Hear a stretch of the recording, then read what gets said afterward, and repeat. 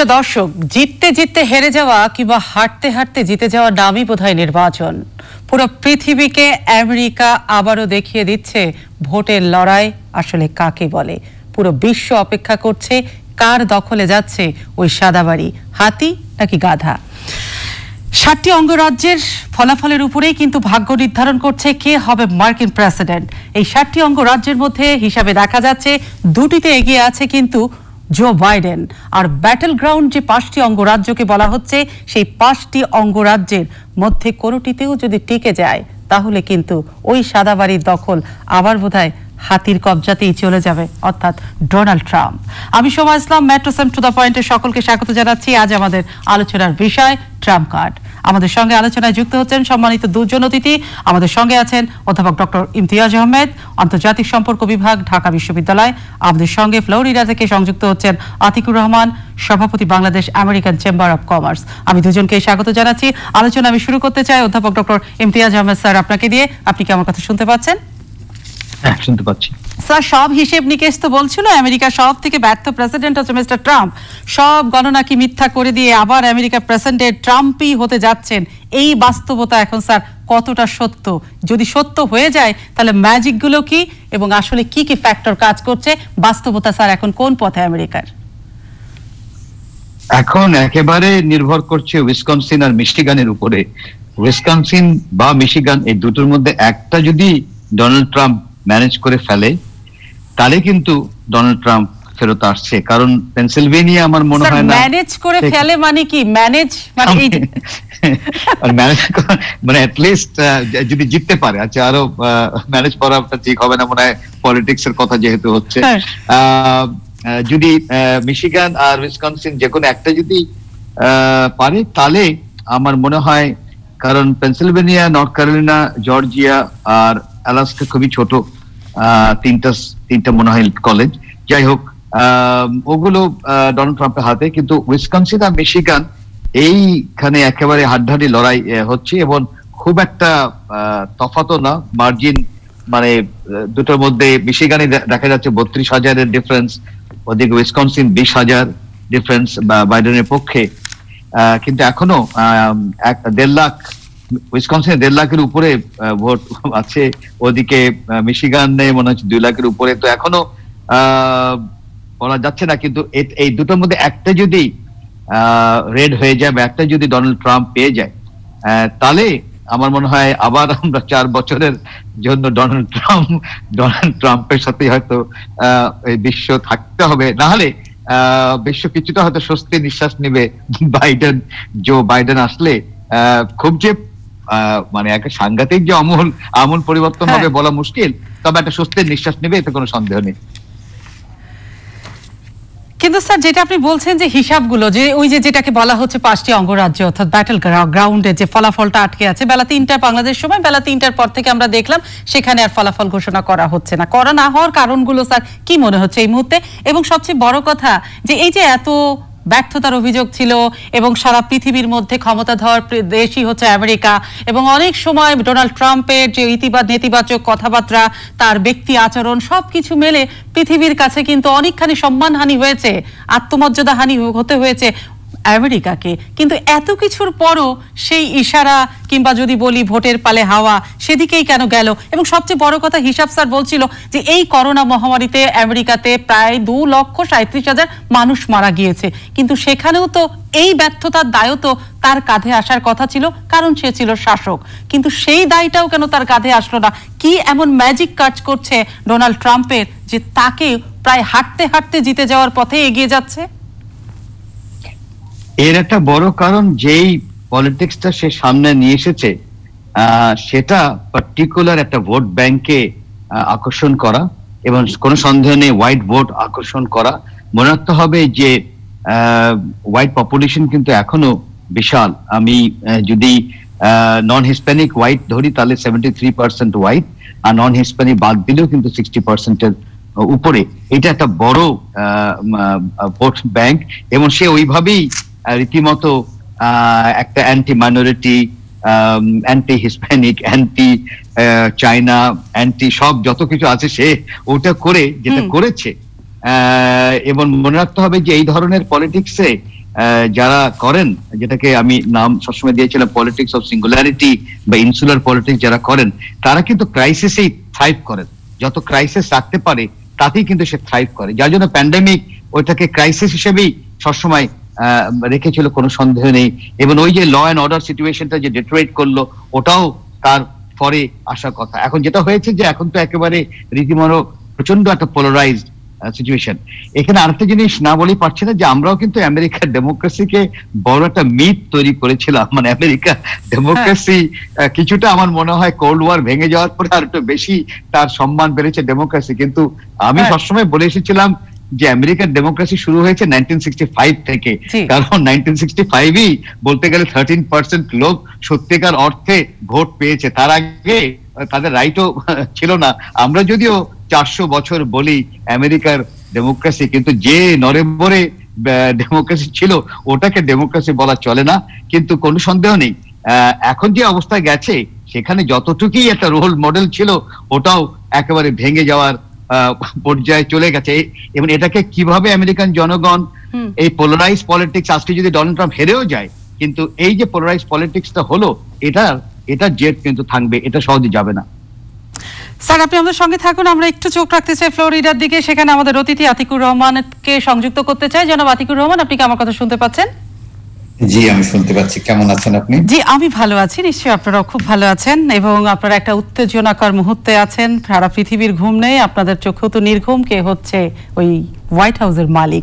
এখন যেটি আপনার কাছে জনাব আতিক জানতে চাই সেটি হচ্ছে যে আমরা তো দিনভরই দেখছিলাম যে জো বাইডেন এগিয়ে আছে, জো বাইডেন বিশ্ব গণমাধ্যমের তো আমরা মাধ্যমে যেটা দেখছিলাম, কিন্তু আবার একটা সময় আমরা দেখতে পেলাম যে পাশাটা কেমন যেন উল্টে গেল, উল্টে যাচ্ছে যাওয়ার পথে।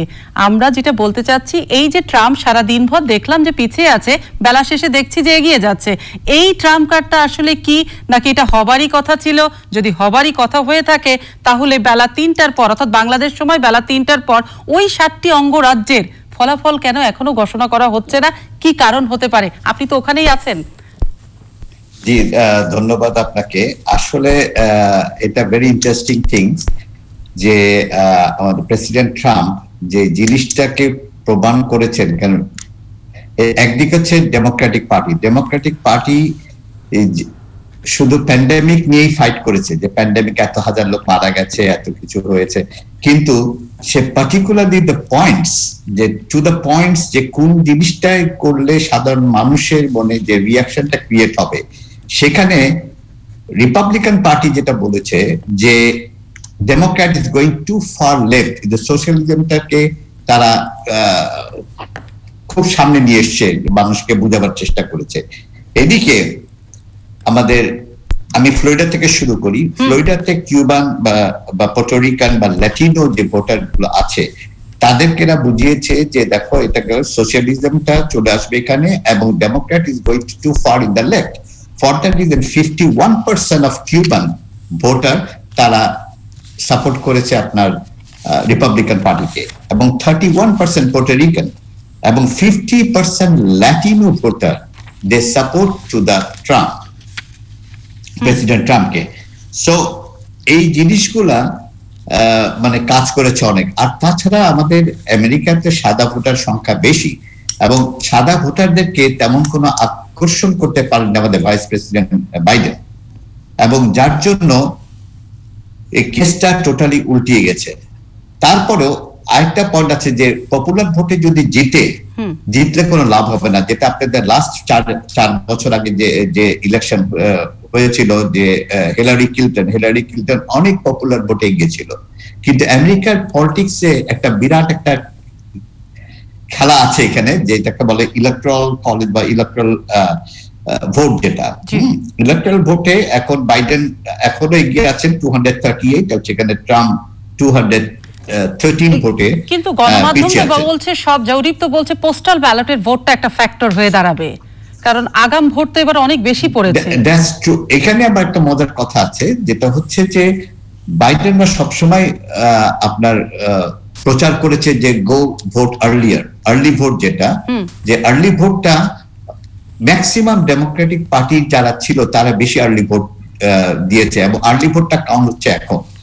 যার জন্য কতগুলো এগুলো ডিপেন্ড করে যে কোন কোন দেশে কোন কোন অঙ্গরাজ্যে কোন গভর্নর আছে, রিপাবলিকান গভর্নর আর ডেমোক্রেটিক গভর্নর, তারা কিন্তু একটা হোল্ড করতে পারে।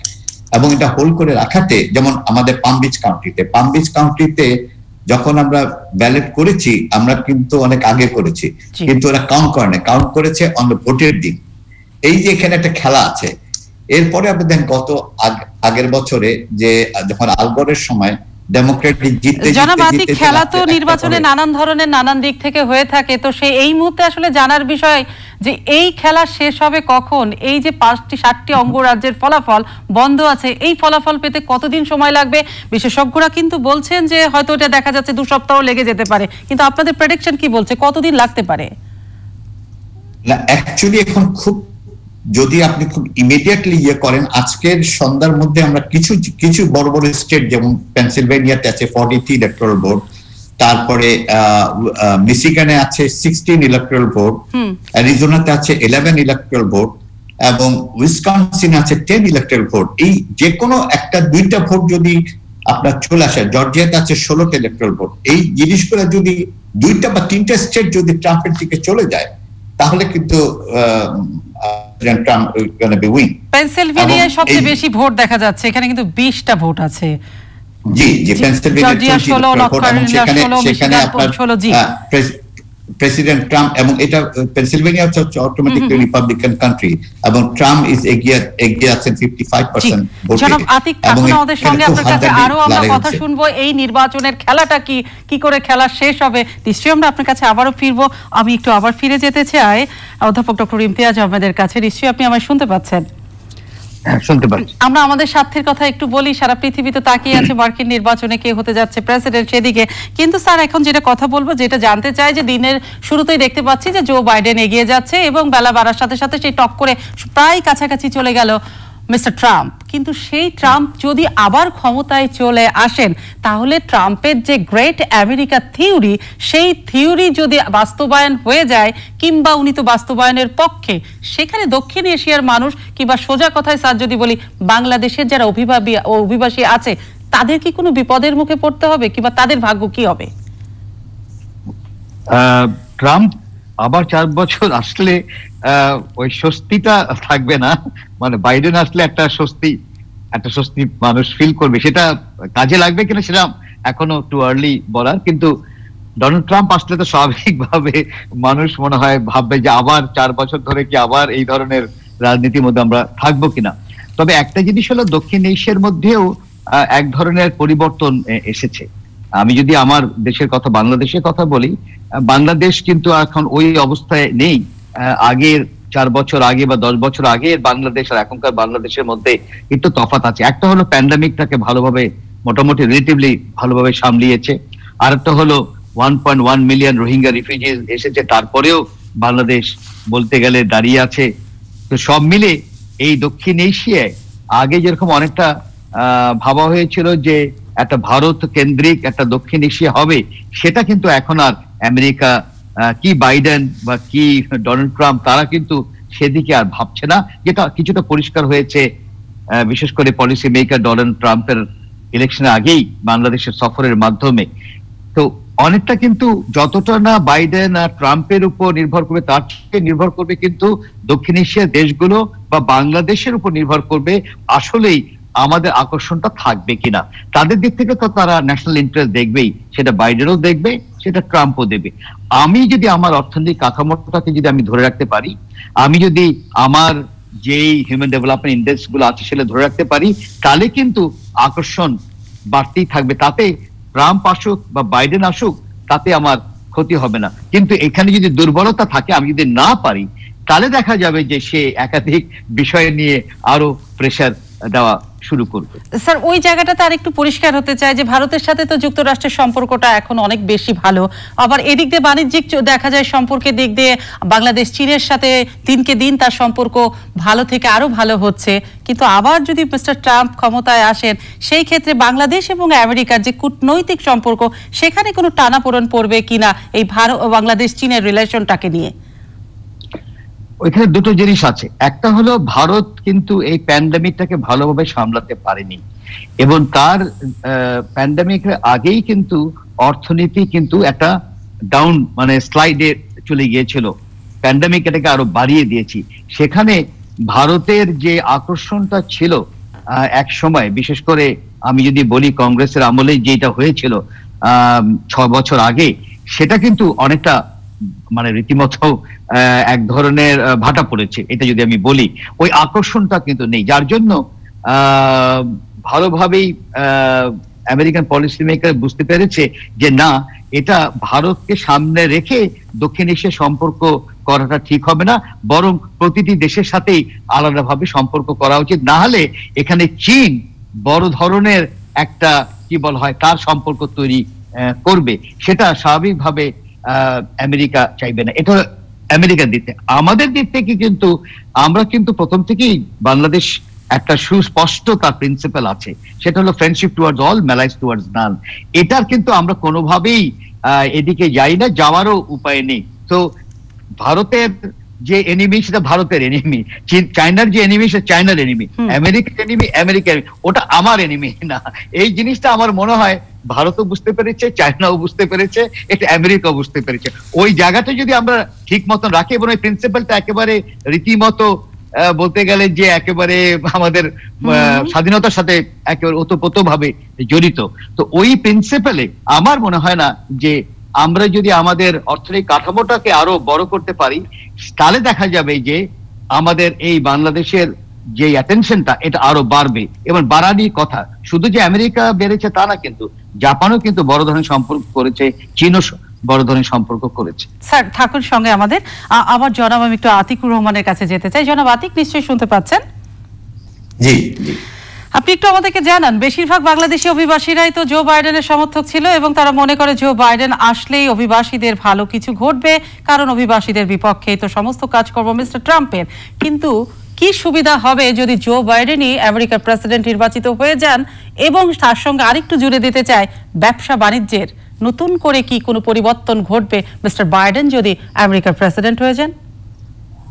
এখন বাংলাদেশে যারা এখানে বসবাস করে তারা তো আমেরিকান বাংলাদেশি, তারা আমেরিকান নাগরিক। ডোনাল্ড ট্রাম্প কিন্তু, আমাদের যে president Donald Trump is always to protect their citizen. দেখেন, উনি যদি ইন্টারন্যাশনাল যে ডোনার যে ছিল ওগুলো উনি সব বন্ধ করে দিয়েছে। উনি দেশের উন্নতির জন্য প্রচুর ভাবে এগিয়ে যাচ্ছেন, দেশটাকে উনি বাড়াচ্ছেন। আর একটা জিনিস যেটা আমাদের প্রফেসর ইমতিয়াজ স্যার বলেছেন যে ফর পলিসি ফর ইন্টারন্যাশনাল যে বাংলাদেশের প্রতি বা সাউথ ইস্ট এশিয়ান কান্ট্রির প্রতি policy can be same thing, is can be same, it not can be change anything. যে প্রেসিডেন্ট ডোনাল্ড ট্রাম্প আসুক আর জো বাইডেন আসুক, পলিসি মেকিং যেটা আছে সেটা থাকবে, এবং এটা তাদের জিতার মধ্যে কোনো যায় আসে না।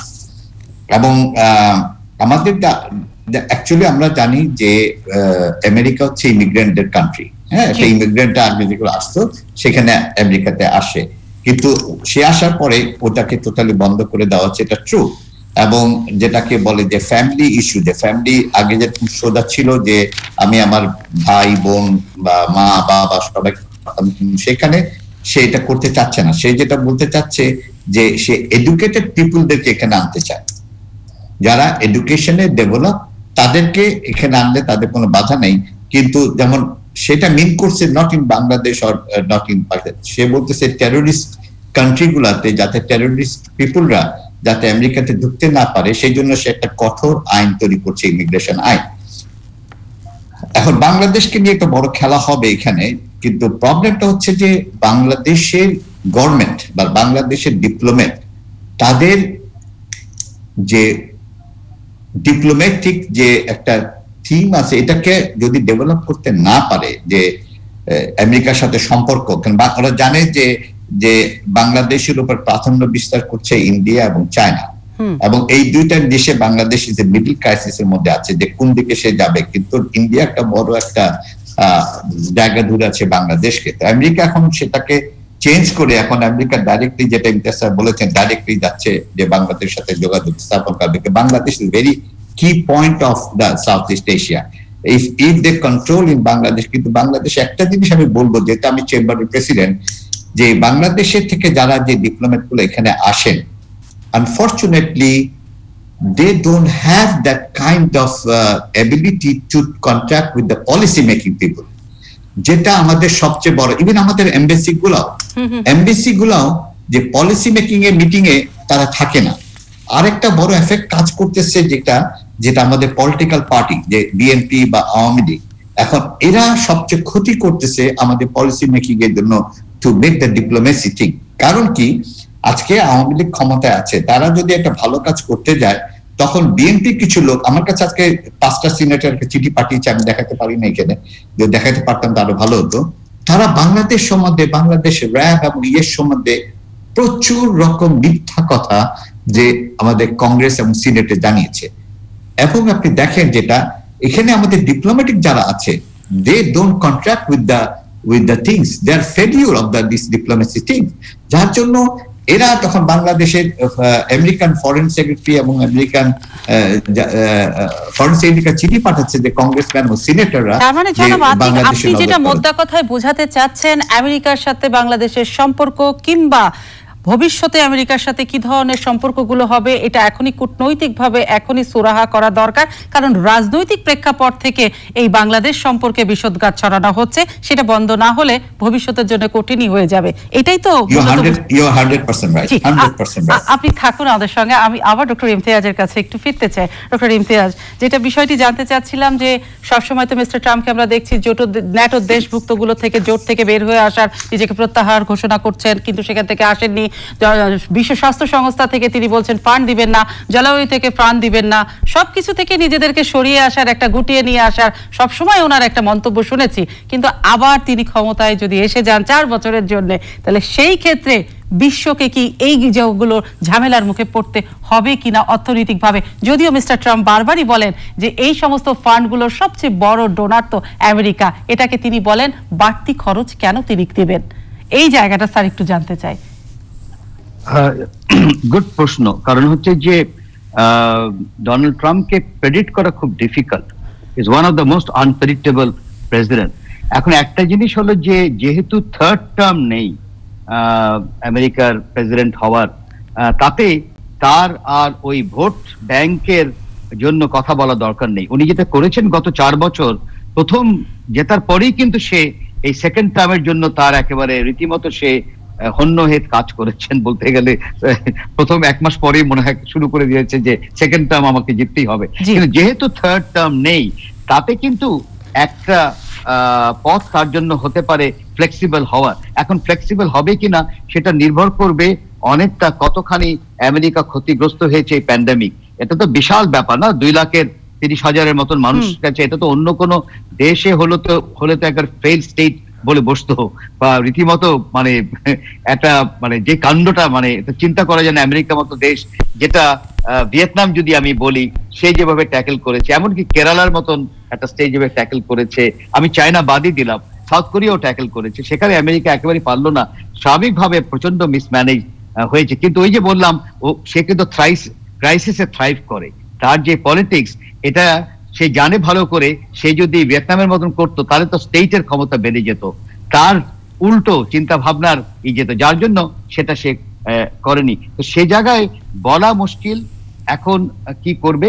আমাদের দিক থেকে আমার মনে হয় না সেভাবে চিন্তা করা দরকার। তবে আমার মনে হয় খুব ভালো, উনি একটা ভালো পয়েন্ট বলেছেন যে বাংলাদেশের যারা রাজনীতি করেন, ওখানে যে পলিসি মেকিং, যেটাকে ফরেন পলিসি প্রসেস বলে, ওই প্রসেসে ঢোকার যেই কি বলা হয় সিস্টেম, সেটা না করে যারা ওখানে আছেন বাংলাদেশি, তারা মোর ইন্টারেস্টেড বাংলাদেশকে নিয়ে, সেখানেই যে ঢুকবেন প্রসেসের মধ্যে এবং প্রসেসে করে লবি গুলোকে যে তার পক্ষে নিয়ে আসবেন ডিসিশন, এই জায়গায় কিন্তু আমাদের বিশাল একটা ঘাটতি আছে।